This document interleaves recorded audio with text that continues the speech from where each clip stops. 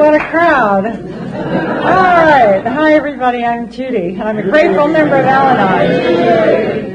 It's so nice to see so many faces out there of people that I've known for a long time in the program. And, it's a real pleasure to be here. I'd like to start out by saying that nothing gives me more pleasure than to be an Al-Anon having the attention of a room full of alcoholics. Because as we all know, it's all about me. And that is the subject of my talk tonight, by the way. But I would like to start out first by thanking the committee for the privilege of being of service. It's a miracle to me how I have 14 years in the program, and it's just a miracle to me how year after year after year people do service, and people do conferences, and they do service for conferences even when they don't feel like doing service for conferences, and it's just it's a miracle of the program that we can have a River City Roundup, and that their service gives me the opportunity to be of service and gives you the opportunity to be of service by showing up. So thank you all. And I'd also like to say, talk more that way. Okay. How's that? I'd also like to offer some gratitude to my sponsor, who doesn't happen to be here tonight, but who is here in spirit. I always like to mention Sue because I never call her. And but I want her to know that even though I don't call her, I always know that she's my sponsor. And when I get into trouble, I always think about her, and I always imagine what she's going to say to me. So she's present in spirit. Tonight I'm going to talk a little bit about I'm going to tell you sort of my one of my step 6 and 7 stories. So that's kind of the frame for tonight. But I'll just, for those of you that don't know me and haven't heard my story 65 times, I'll just tell it to you very briefly. I wasn't raised in an alcoholic family.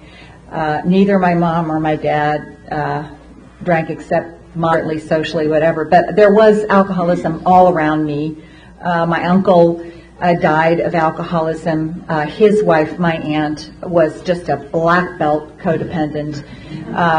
And she died never getting into Al-Anon recovery, which is sad, actually. And her son has, I think, 33 years in the program. And he's in my life. He's about 10, 11, 12 years older than I am. But he was my favorite cousin for some reason growing up. Go figure. And it's a thrill for me to have him back in my life. And there were a lot of, where I grew up, there were just a lot of women alcoholics. A lot of mothers of my friends were alcoholics, and didn't seem to know, there just didn't seem to be much of anything for them to do with their time but sort of drink. And so I had a lot of it, but I had no idea that I needed a program. And I married an adult child of an alcoholic, and we were very happily married for about 19 years. And then I came out of denial and fell in love with a woman and left him and moved from New Hampshire to California. And that's how I got in the program. So if it wasn't for the alcoholics in my life today, I would never have found Al-Anon. And I had this huge change in my life. I lived this very straight life in New Hampshire, and we lived in the country, and we had a dog and 2 kids and a cat, and we were very active in the Quaker community, so we were just surrounded by this loving circle of Quakers. And and then I just came home one day and told my husband that I'd fallen in love with this woman, and it was kind of a shocker for everybody. and especially for my Quaker community, that was kind of a shock for them. And so I came out here, and everything was different, like overnight. I went from living in this Quaker community and having all these families and kids to suddenly being in a community with very few children, and all these gay people and all these gay drunks, and and we drove across country in the middle of a snowstorm, and the first, we got in on Thursday night, and Pat took me to Robbie Gelato's for espresso, on Thursday night. For those of you who remember, that was on J Street. And then on Friday night, we went to Friday night meeting. So that was my first exposure to AA, was a Friday night North Hall meeting. And boy, and those were smoking meetings then in those days, and I just remember walking in and going like that, And after a while, I leaned over to Pat and I said, there's this table over there. They're just like talking all the time. They're not even listening. What is going on here? And people are getting up and walking in and out and wandering around and not paying attention. And, how come they're not taking notes? And I really didn't get it. So after about 3 months, a good friend of hers in the program, Dean, we were going out for coffee, and Dean said, well, Judy, have you been to an Al-Anon meeting yet? And I said, well, no. Why should I? And he said, well, you're living with an alcoholic, And I said, well, she's recovered. And Dean went into this like hysterical laughter. He just threw back his head and he laughed and laughed and laughed. And I got in the car that night, and I was just furious that Dean should suggest that I should go to an Al-Anon meeting just because I happened to be living with an alcoholic in recovery. And I fussed at Pat in the car all the way home. Just who does he think he is? Blah blah blah blah blah. And I got home and I got in bed, and it was really quiet. We were just lying down, the lights were turned out, and all of a sudden this huge sob just escaped, out of my mouth. And I started crying. And she looked at me and said, well, what's wrong? And I said, I just realized that I chose you and you're an alcoholic. And it was that awareness that got me to an Al-Anon program. So I really thank all the alcoholics in this room for getting me to recovery, especially Pat and especially Dean. So, it's just been one long, interesting trip since then. And it's been 14 years. So that's my story in brief. So what I'm going to talk about tonight are a few of my character defects, which I'm sure those of you that know me well, this will come as no surprise, that the people who I work with know these character defects about me. And this is that I am basically a very self-seeking and self-centered person. I used to think that Al-Anons, were really giving types, But as I have moved along in the program, I have come to see myself much more clearly and to see this character defect in just vivid, glowing color. And I want to give you just a few examples of how this acts, because this is not like it's not like I do something self-centered really big once a month. It's not like that. It's like I'm just basically self-centered every minute of every day. And so this is kind of how it works. I'll describe it. So the other day at the office, one of my coworkers came in. Her name is Leticia, and she'd taken this vacation to Italy, and she was wearing this beautiful sweater, and it was, sort of brown, and she has brown hair. It looked gorgeous on her. And it was like leather patchwork, across the front of it with the zipper. I mean, it was stunning. And she sort of wore it around, and about noon she just said, well, nobody said anything about how beautiful the sweater is. And I said, well, Leticia, I did notice it. I really noticed how beautiful it looked on you, and I was going to say something, but then I thought, well, why don't I have a sweater like that? And she looked at me and she said, that sounds just like something you would say. So in fact, on this trip to Italy, one of her cousins or sisters or somebody was with her, or a friend or something, and this friend kept waiting around for Leticia and other people to sort of help her with her bags. And after a while, she turned to this friend and she said, you know, you're going to have to carry your own bag or I'm going to start calling you Judy. So she keeps me in line, you know, at work.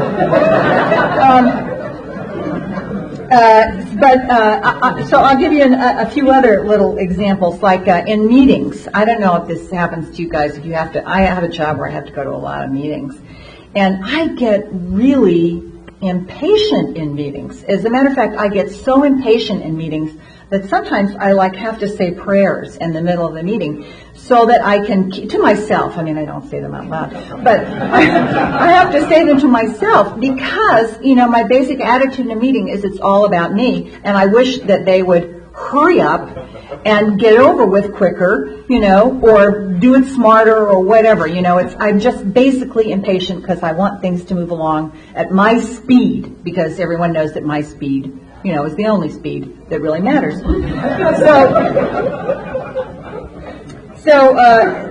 I'll give you a third example, which is about me and books. So I have to like books, and I buy a lot of books, and I actually have more books than we have room. So I have a tendency to buy a few books at a time, and I leave them, you know, on a table, because there's room on a table. You know, when there's no room on the bookcase, where are you going to put them? You're going to put them on the table, right? I mean, that makes sense. But this habit of leaving things around happens to really irritate my partner, Pat. And so we have this game that we play, which is called Books on the Table.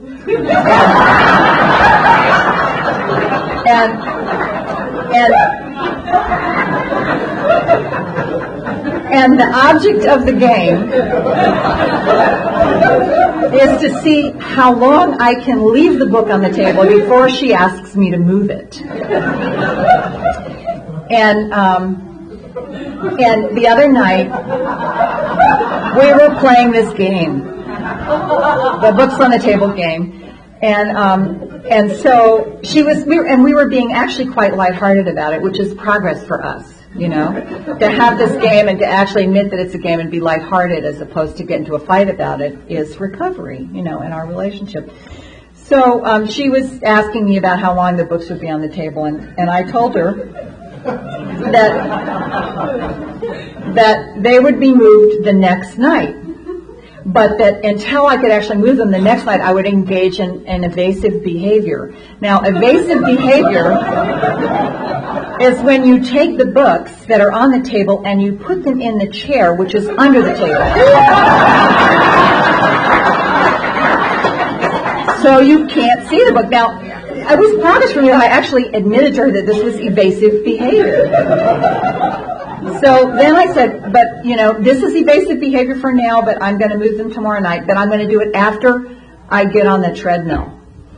And it was like, you know, I know you're going to be embarrassed I'm going to say this, but she actually started crying because by admitting to her my evasive behavior and by exhibiting my self-centeredness, which is, you know, I know this is important to you, but actually I'm going to do the treadmill first because that's more important to me, you know. It just brought up a lot of hopelessness that she happens to have around this behavior of mine. And I was just devastated, you know, that she felt that I had created this hopelessness in her. So then I had to go make an amend, you know, about the game. So it just goes to show that even these little games that we play as alcoholics and Al-Anons, you know, they're games, but they're serious. And there are all these feelings underneath in our hearts that cause us to grow. So that was a really, and then, you know, I had to make an amend, and I had to really look at this self-centeredness, you know, and how deeply rooted it is in me, and how I can change it. And of course that gets me to step 6 and 7, because really it's not at all about me changing it, is it really? It's about the God of our understanding changing it. So how did this happen to me? How have I made progress with this character defect? I can't really remember. I sat down in preparation for this talk, and I couldn't really remember exactly how it happened. So I'll just try to give you a little bit of the sequence. How am I doing? Oh, it's going very slowly.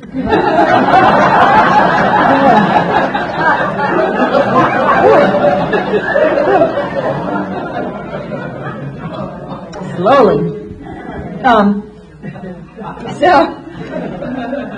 So the first thing about a character defect is that if we're lucky enough to have friends or be in a relationship, then we know that we're really lucky to have a partner that calls our character defects to our attention. And Pat really is very good about this. She is. And I've been through an evolution of response and reaction to her ability to help me grow spiritually.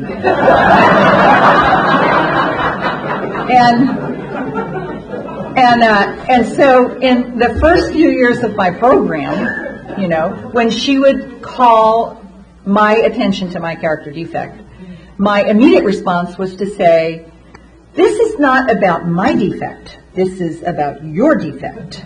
And whenever I would find a defect, I would say, it's really not about you finding fault with my defects. It's about you being too critical. And for years, really, I was obsessed with the fact that she had a character defect about being really critical, and that it was more about her than it was about me. And that went on for a long time. My feeling, the way I handled these opportunities for growth, and actually, if you asked her after the meeting, I'm sure she'd tell you that it's still going on. But I'm making some progress. The second phase that I kind of go through around this is what I call the grudging acceptance phase, where she brings this character defect to my attention, like around the books, the book game, the book on the table game. And I will finally say, maybe the next day, maybe a half hour later, maybe 2 days later, you were right, I'm sorry. I don't know how it is for other Al-Anons, but, saying I'm sorry is like really, really, really hard. And saying, yeah, you were right, is really hard. So I that's the second phase. And then the third phase is kind of where I say, like, wow, there it is again. There it is again, that self-centeredness, damn, it hit me again, oh, I get to see it again. And it's hard to go through those phases, but it really does help, because what happens when I finally get to that place where I say, oh, there it is again, when she brings that character defect to my attention again, time after time after time, it weighs on me. And finally, I got to this place where the weight of my own self-centeredness was just driving me crazy. I've been in enough rooms of Alcoholics Anonymous where I know you talk about, we talk about being sick and tired of being sick and tired.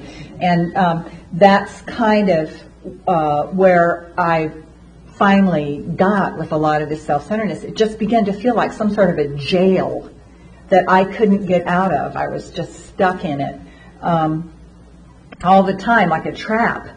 And I don't actually remember, going to God on my knees or bowing to God or anything and saying, please take this from me. I don't really remember doing it, but I must have done something, because some things have changed in my life. And the only thing I can remember is in a flash, in an unguarded moment, I must have said to God, I can't take this anymore. Free me from the bondage of self. I must have said something, because, grace doesn't come into our lives unless we ask for it. That's just the truth. And grace has really flooded in on me in this particular area of my life. And grace isn't a word that we talk about much, and it's sort of, maybe people think it's a weird word because it, is kind of religious or something. But for me, grace is the word that I use for when God does something for me that I can't do for myself. That's grace. And so grace has kind of flooded in this area for me, and some things have really shifted in my life, and I want to share some of that with you. And of course, that means I have to talk about a few more games that Pat and I play. So there's this. In addition to the books on the table game, there's the going to the ATM game, and this is because I'm chronically short of cash, and I'm always waiting until the last minute and having to go to the ATM. And I usually like to do this right when we're getting ready to leave to go someplace else. So it's an errand that we have to add on the front end of wherever we're going. Because, I'm self-centered and, I've got to go to the ATM and we just have to somehow fit it in to your schedule, our schedule, whatever. So, I know you're not going to be surprised to hear this, but she usually feels a little resentful about this. Going to the ATM. And it's not just about, I always want to go to my bank so I don't have to pay the extra $1.50, right? And it's basically because I have this image of myself that, I am not a person who wastes money at some other bank's ATM. This is the way it is. I'm a person who's frugal. I like to go to my bank on your time, so I don't have to pay $1.50. But for a long time, I just really my attitude towards this was, well, nobody wants to pay $1.50. This is very reasonable, Pat. This is not your time. This is our time.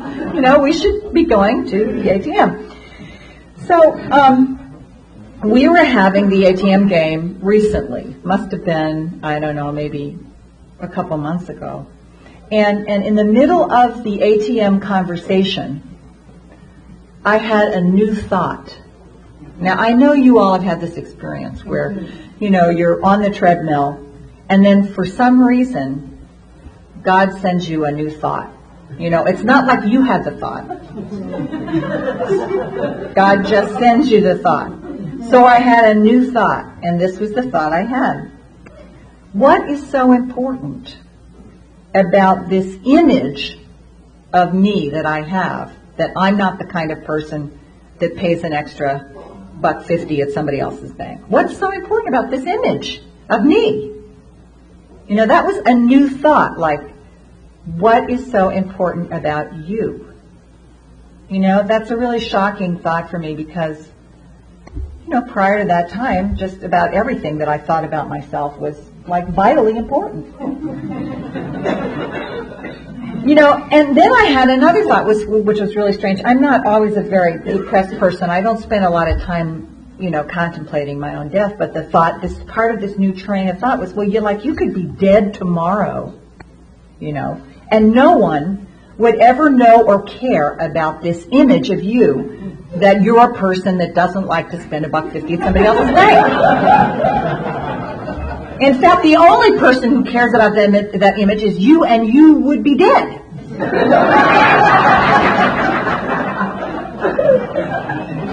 So that really put the whole thing about this image of who I am and it being so important, into kind of a perspective for me. And I thought, well, why should I hold on to this?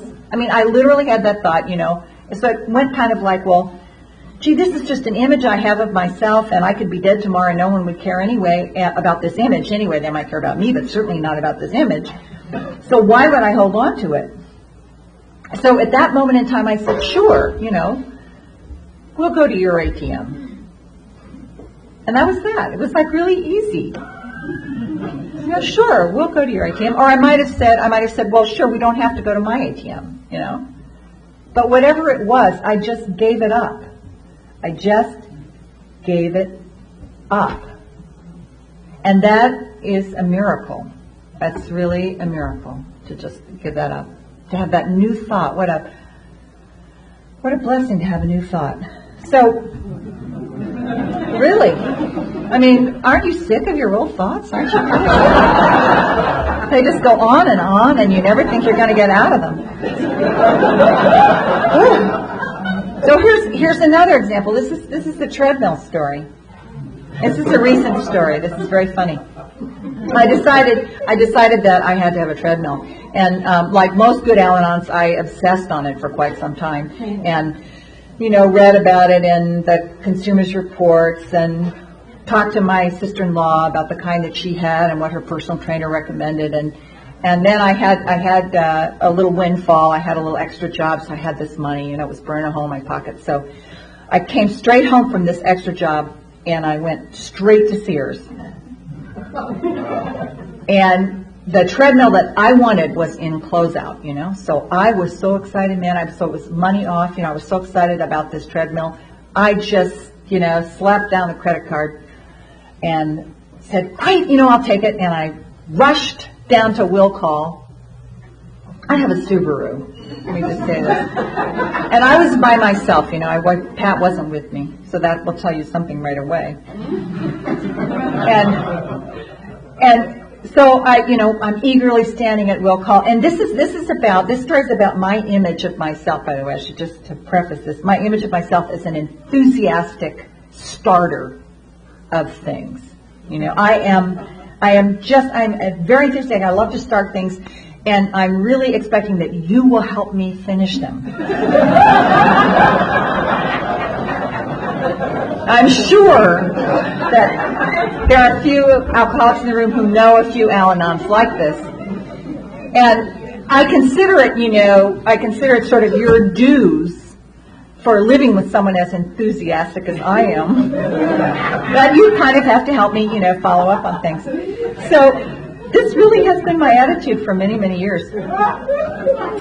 So I rush to will call, and, the doors open, and the guy comes out with a dolly. God, this thing is humongous. It is like, it didn't look that big on the floor, but they have it all wrapped up in this thing, and it's like 6 foot high. I don't know. It's on a wooden pallet. And I look at this thing, I say, oh. And at that point, I thought to myself, I immediately thought, gee, I don't know if this is going to fit in the car, but I was too embarrassed to tell the guy to turn around and take it back into will call. It was embarrassing me. So I said, well, I don't know, really. It might not fit in my Subaru. He said, well, let's try. So by golly, we pushed the seats forward, and they just jammed this thing in the Subaru. I couldn't quite get the back end down. But anyway, so I was really excited. And by the way, this was the Reno conference weekend. Pat was up in Reno. So that should tell you something. So I'm driving home with a treadmill. I am so excited. So I get to the house, and it's after dark by that time, and I kind of look at the car, and I look at the treadmill, I look at the front door. And I thought, well, I'll just talk to Pat about this tomorrow. So I went to bed. And she gets home about midnight, and so I kind of roll over in the bed and I say, honey, I got a treadmill. And that was that until the next morning. So she was planning on spending most of the day relaxing that day. But I needed her to, deal with my treadmill.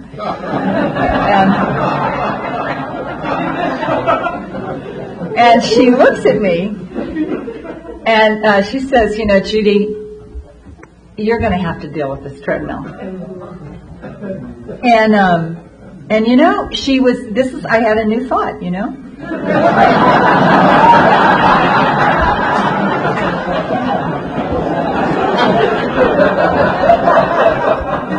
And the new thought was, she's right.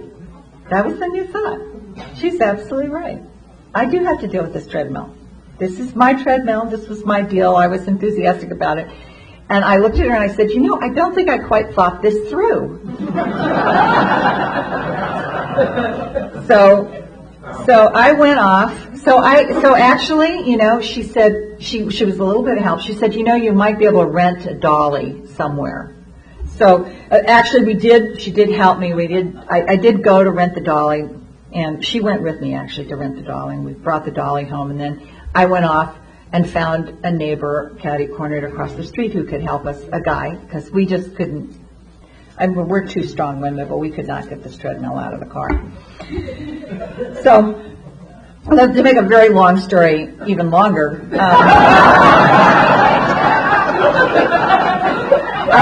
our wonderful neighbor did unload the treadmill and did actually help set it up, because it had never occurred to me that you actually have to put it together.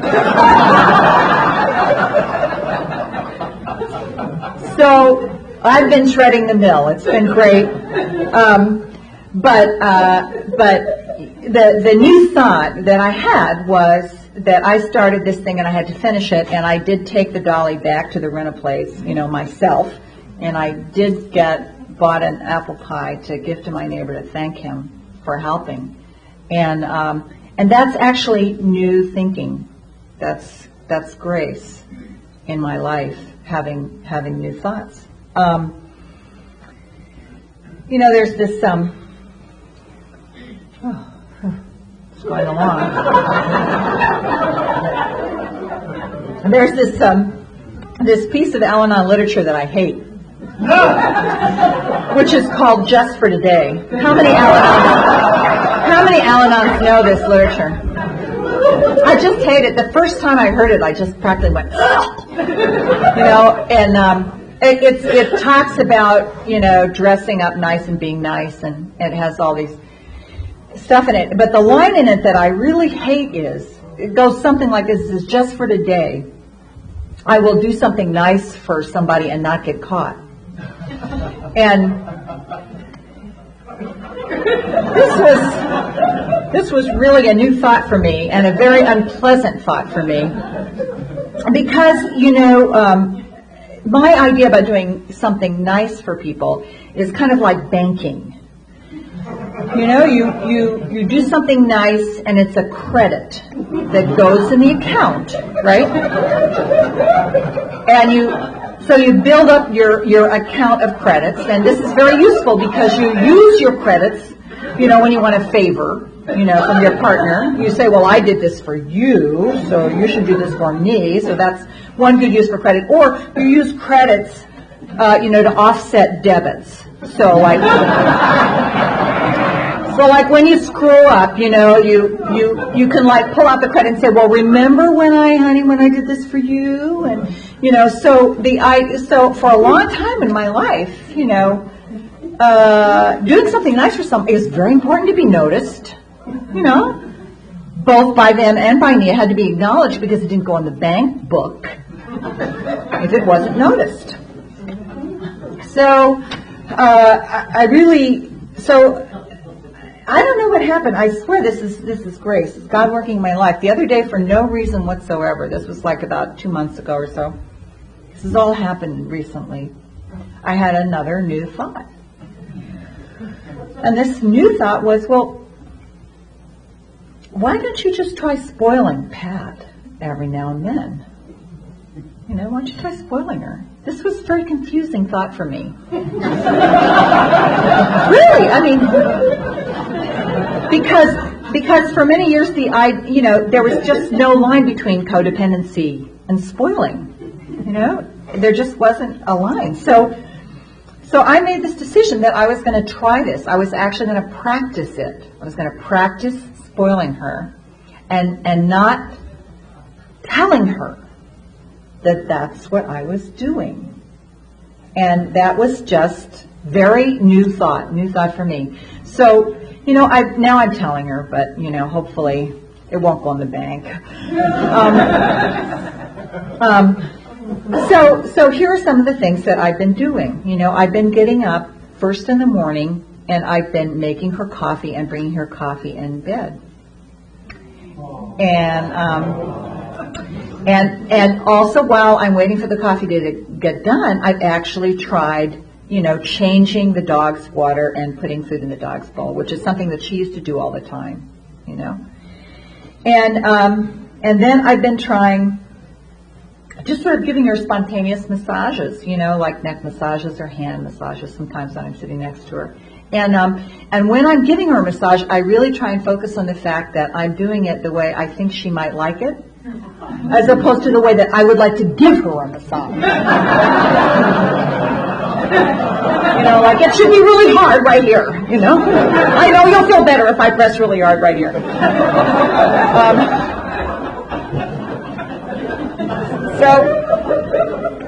And the other day I actually offered to go home, I actually offered to go to the grocery store on my way home without her asking.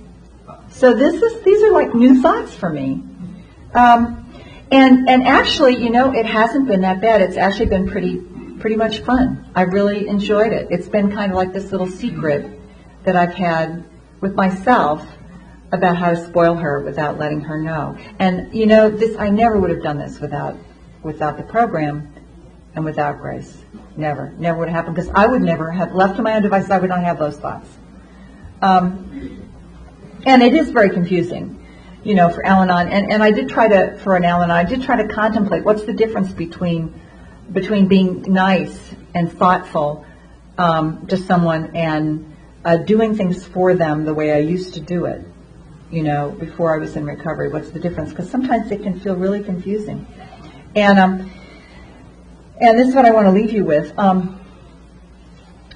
think the difference is in intent. What's my intention in what I'm doing?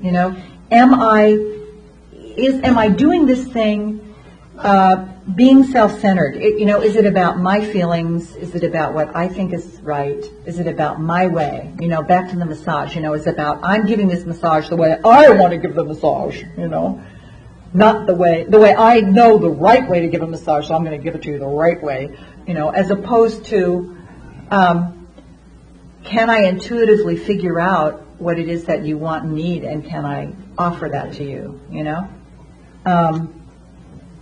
It's about me seeing her and thinking about her, not about me seeing me and thinking about me. It's all about intention, and all this time, all this time I thought it was about her. I thought it was about, essentially, all this time I thought it was about me defending myself against her. But it isn't, It's never been about her. It's always and only been about me and about the prison of my own self-centeredness. Today, with the grace of the God of my understanding, I do have these moments. I know it's because in the program of Al-Anon, I have become safe and I have become secure with who I am. Self-centeredness and all, I have become safe and I have become secure with me. And because of that, I have now today, and because of God's grace, I have now today the ability to see her, to truly see her, and to see what I can do for her out of love, not out of bouncing, getting more credits in the bank. I still buy too many books. I don't think that's going to change. And I still leave them lying around. I don't think that's going to change either. But just for today, I can put them away before she asks me to. And that is a new freedom. That is being freed from the prison of self-centeredness. And that is the promise of this program of Alcoholics Anonymous and Al-Anon. And that's what keeps me coming back, and so grateful to be of service. Thank you.